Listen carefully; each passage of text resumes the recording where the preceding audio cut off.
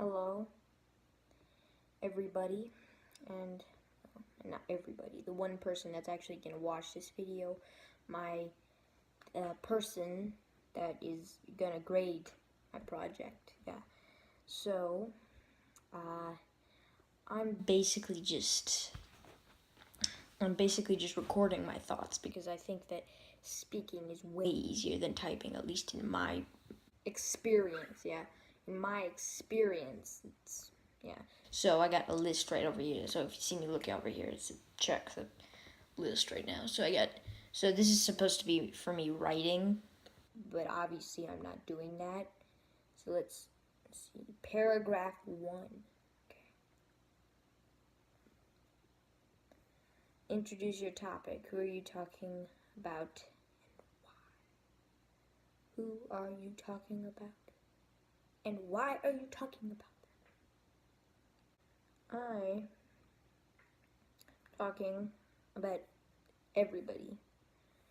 I'm talking about the global perspectives. But if you want me to, I will talk about Abraham Lincoln, at least in his time.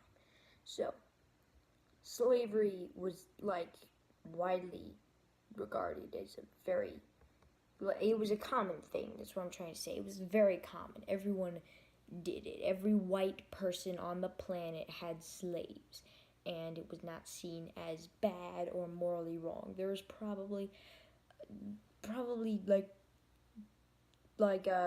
priests that had slaves. It's possible. I mean, how would you know? How would you know if he had slaves or not? Like, you wouldn't. You don't live then. So, I think that it's wrong. I really do. Abraham Lincoln came in, he changed everything.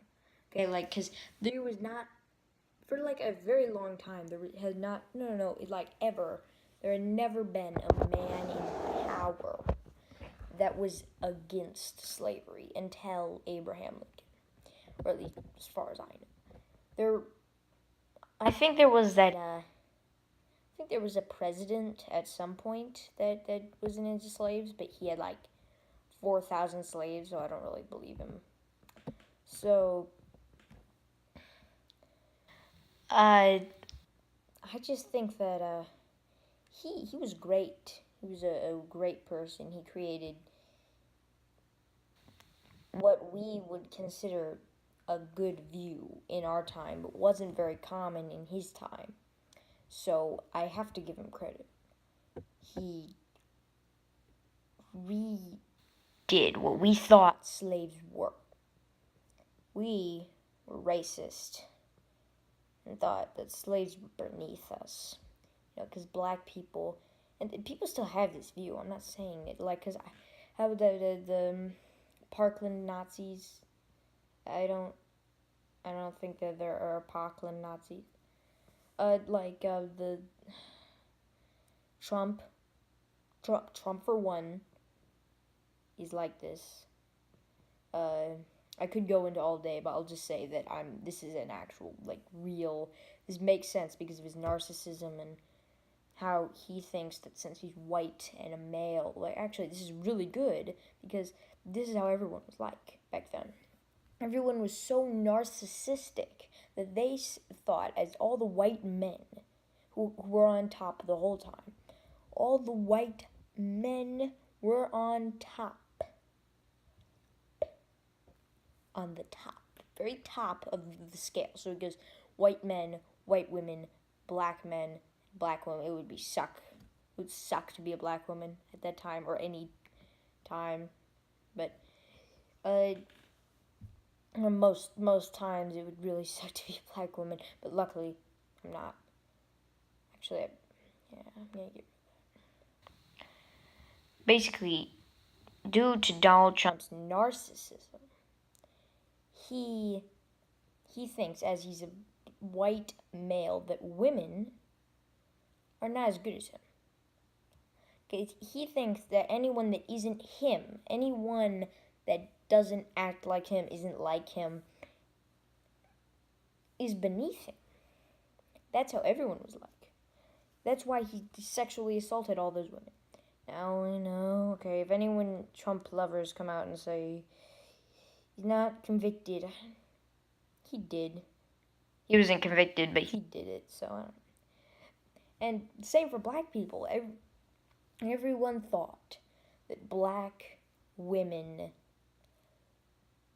were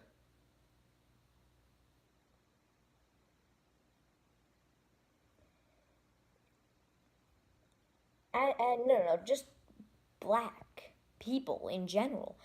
Black people would go out and they'd be normal, nice people. They'd be good people. There were bad people. There were bad black people. There were good black people.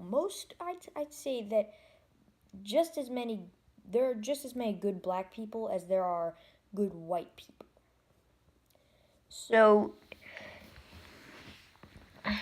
yeah, there was some bad people, but when they saw that the black people were getting attention, everyone was crazy and was like, we're going to enslave them so we can get free labor. Because all of these men thought they were beneath them. They were out to kill them. That's what they thought. Well, it was two perspectives kind of combined sometimes. And this is why the KKK came about later, like 100 years later. But like, it came about. It still happened. So I think that I've wrapped up my introduction. So I'm just gonna move my phone, okay, so I can see. Paragraph 2. Give 2+ examples of both perspectives. Research individuals and their beliefs or from their lives.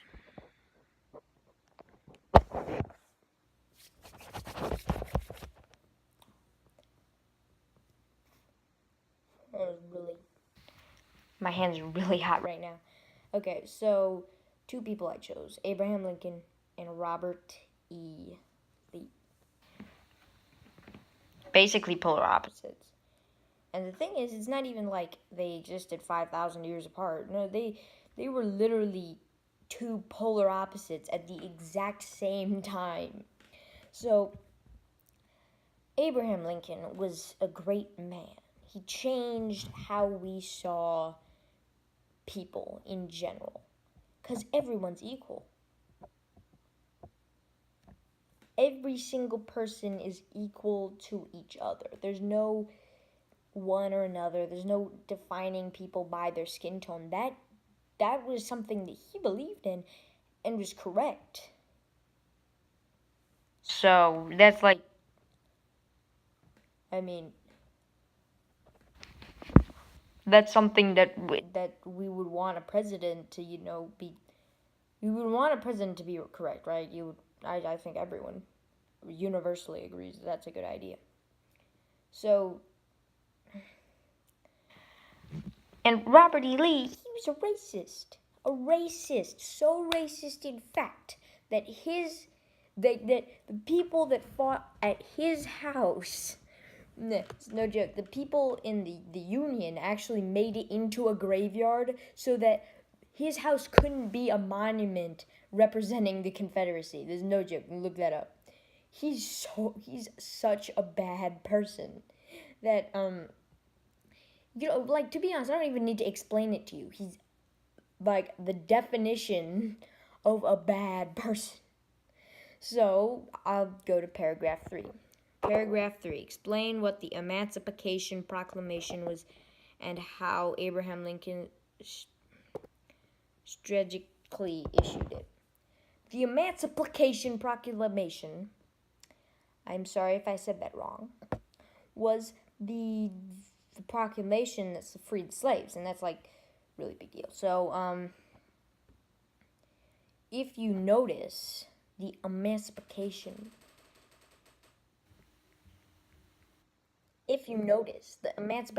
Proclamation was something that Abraham Lincoln created to free all the slaves. That you already know, obviously. Now, the reason he issued it during, what was it, like after some battle, it was because I think at that point they were winning. Now, I can't fact check it right now, but I'm pretty sure that they were winning. So, I think that it would have reduced the amount of pushback if he had put it at that time. So, And plus, the reason that he did it is pretty obvious. It's because it's morally wrong. Just because of that, he's like the best president of ever time, of all the time ever. Yeah. Okay, let's go to paragraph 4. Describe one plus of Abraham Lincoln's speeches and make sure to include the Gettysburg Address and how this changed the meaning of the Declaration of Independence. So, one of his speeches, one of the most famous speeches, entitles the words, "A house divided against itself." A house divided against itself is bad, basically. And that's not good, obviously. He said it's bad. But, the house he's speaking of, the America that he knows. It's very obvious, so I don't even know why I explained that to you. I don't think I can include the Gettysburg Address. I can't just recite the Gettysburg Address. His speech changed the meaning of the Declaration of Independence, apparently. His speech showed how people can't just do whatever they want. They need to have some, reason for it. Point. They showed that if we were to divide ourselves, then that would be horrible ever. Also, because now Mexico would be, really big. Also, we would be in constant war with each other. Not very good. So, paragraph 5. Summarize why you think Abraham Lincoln changed America's American perspective or not. I mean, he did. It's pretty obvious that he did. I mean, I think that the reason that he would have changed America's perspective is pretty obvious. Think about it right now. Doon. It's because it's morally wrong. You don't enslave people. That's imagine if we found now that Donald Trump was enslaving people. Obviously, I'm not accusing him of enslaving people. He probably hasn't enslaved anybody. But what I mean is, if anyone enslaved people now, they would be so thrown into jail. You wouldn't nobody would be able to come to their defense. Because it's really bad. So I have to say that Abraham Lincoln changed our perspective in that way. So, bye.